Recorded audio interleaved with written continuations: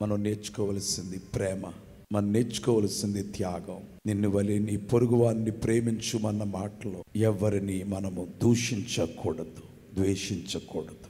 అవును, అందరూ ఇది నేర్చుకున్నట్లయితే, అందరూ ఇది పాటించినట్లయితే, యేసు ప్రభు యొక్క ఈ బోధను, దానిలో ఉన్నటువంటి సత్యాన్ని గ్రహించి ఈ ఒక్క సూత్రాన్ని గనుక నీవైనా నేనైనా ఎవరమైనా మన దేశంలోని వారైనా పరదేశీయులైనా పాటించగలిగినట్లయితే లోకమంతటా నెమ్మదే కదా, ప్రజలందరికీ క్షేమమే కదా.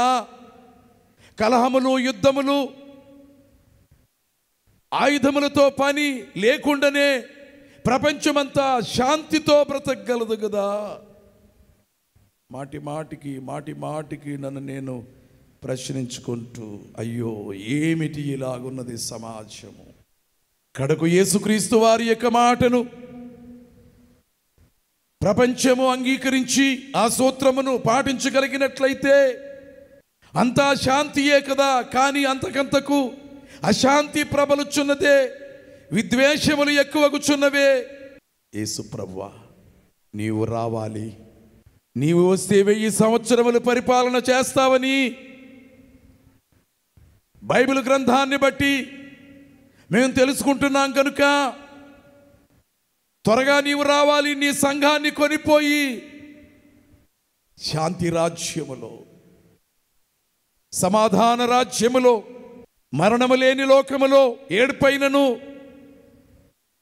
కన్నీరైనను, దుఃఖమైనను, వేదన అయినను, చీకటి అయినను లేనటువంటి దేవుని మహిమ, దేవుని వెలుగుతో నిండి ఉండే పరలోకము చేరినప్పుడు శాంతి నీ భక్తులకు. అందుకే ప్రభు అన్నాడు, లోకమందు మీకు శ్రమ కలుగును, అయినను మీరు ధైర్యం తెచ్చుకోండి, నేను లోకమును జయించి ఉన్నాను అని అన్నారు. మరి ప్రభు వచ్చి సంఘమును, ఆయన భక్తులను పరమునకు కొనిపోతారు. అందుకు మనం ఎదురు చూస్తున్నాం, అందుకొరకు రమ్మని ప్రార్థన చేసుకుంటున్నాం. మరణ్ ఆత అంటూ ప్రభు అయిన యేసు రమ్ము అని ఆయన పిలుచుకుంటున్నాం.